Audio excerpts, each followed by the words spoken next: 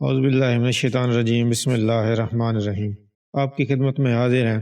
ایک دفعہ کا ذکر ہے کہ محمد علی صاحب جو کہ زندہ تھے، فلم سٹار تھے، زندہ تھے، تو ان کے پاس ایک شخص آیا اور اس نے قرض مانگا۔ یہ بڑا خوبصورت واقعہ ہے، آپ کو سناتے ہیں۔ ان کا نوکر کہتا ہے کہ سردیوں کی دوپہر تھی، کوٹھی کے لان میں محمد علی صاحب بیٹھے تھے۔ ان کے ملازم آئے اور کہا، علی بھائی، باہر کوئی آدمی آپ سے ملنے آیا ہے، یہ اس کا چوتھا چکر ہے۔ علی بھائی نے اسے بلایا تو وہ ایک کاروباری عام سا آدمی تھا، لباس صاف ستھرا مگر چہرے پر پریشانی جھلک رہی تھی۔ شیو بڑی ہوئی تھی، آنکھیں سرخ تھی، بال قدرے سفید لیکن پریشان۔ وہ سلام کر کے کرسی پر بیٹھ گیا تو علی بھائی نے کہا، جی فرمائیے۔ تو اس شخص نے کہا، صاحب میں فرمانے کے قابل تو نہیں ہوں، کچھ عرض کرنا چاہتا ہوں۔ اس آدمی نے بڑی گمبھیر آواز میں کہا اور میری طرف دیکھا جیسے وہ علی بھائی سے کچھ تنہائی میں کہنا چاہتا تھا۔ علی بھائی نے اس سے کہا، آپ ان کی فکر نہ کیجیے، جو کہنا ہے کہیے۔ اس آدمی نے کہا، چبرجی میں میری فیکٹری ہے صاحب جی، لیکن کاروباری حماقتوں کے سبب اب وہ میرے ہاتھ سے جا رہی ہے۔ کیوں، کیسے جا رہی ہے؟ علی بھائی نے تفصیل جاننے کے لیے پوچھا۔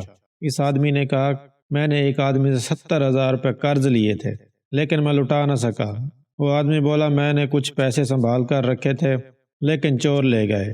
اب وہ آدمی اس فیکٹری کی کرکی لے کر آ رہا ہے۔ یہ کہہ کر وہ آدمی رونے لگا اور علی بھائی اسے غور سے دیکھتے رہے اور اس سے کہنے لگے، آپ کا برف خانہ میانی صاحب والی سڑک سے ملحقہ تو نہیں؟ اس شخص نے کہا، جی جی وہی ہے۔ علی بھائی، میں صاحب اولاد ہوں، اگر یہ فیکٹری چلی گئی تو میرا گھر برباد ہو جائے گا۔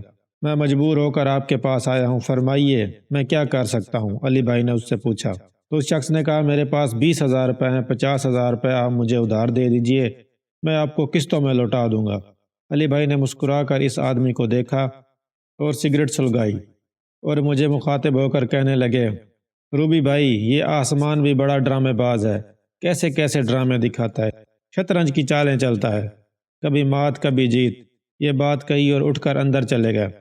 واپس آئے تو ان کے ہاتھوں میں نوٹوں کا ایک بنڈل تھا۔ کرسی پر بیٹھ گئے اور اس آدمی سے کہنے لگے، پہلے تو آپ کی داڑھی ہوتی تھی۔ وہ آدمی حیران رہ گیا اور چونک کر کہنے لگا، جی یہ بہت پرانی بات ہے۔ تو علی بھائی نے کہا، جی میں پرانی بات ہی کر رہا ہوں۔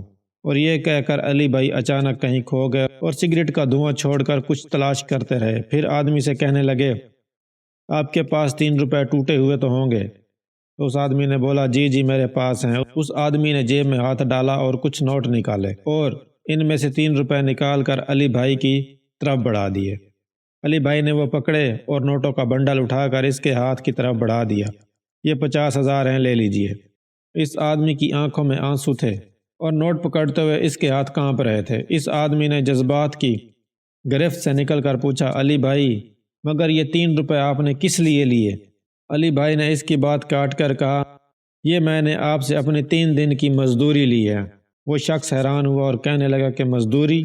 تو علی بھائی نے بتایا، 1952 میں جب میں لاہور آیا تھا تو میں نے آپ کی برف خانے میں برف کی سلیں اٹھا کر قبرستان لے جانے کی مزدوری کی تھی۔ علی بھائی نے مسکرا کر جواب دیا۔ یہ جواب میرے اور اس آدمی کے لیے دنیا کا سب سے بڑا انکشاف تھا۔ علی بھائی نے مزید بات بڑھائی، مگر آپ نے جب مجھے کام سے نکالا تو میری 3 دن کی مزدوری رکھ لی تھی، وہ آج میں نے وصول کر لی ہے۔ علی بھائی نے مسکرا کر وہ 3 روپے جیب میں ڈال لیے۔ آپ یہ 50,000 لے جائیے، جب آپ کو سہولت محسوس ہو تو واپس کر دیجیے گا۔ علی بھائی نے یہ کہہ کر مزے سے سگریٹ پینے لگے۔ میں اور وہ آدمی کرسیوں پر یوں بیٹھے تھے جیسے ہم زندہ آدمی نہ ہوں بلکہ فرعون کے عہد کے 2 حنوط شدہ ممیاں کرسی پر رکھی ہوں۔ یہ ہمارے اداکار محمد علی صاحب کا قصہ تھا جو کہ سچ پر واقعہ ہے۔ اس قصے کو سن کر آپ نے محسوس کیا ہوگا کہ محمد علی یا دنیا کی ہم کوئی بھی کامیاب شخصیت دیکھ لیں، اس نے کبھی نہ کبھی کہیں نہ کہیں محنت کی ہوتی ہے۔ اسی طرح علی بھائی نے بھی مزدوری کی، محنت کی، اور دنیا آج بھی ان کو یاد کرتی ہے اور ان کا نام آج بھی زندہ ہے، اور دنیا انہی کو یاد رکھتی ہے جو کہ محنت کرتے ہیں اور محنت کرتے ہیں۔ والسلام، ملتے ہیں اگلی ویڈیو میں۔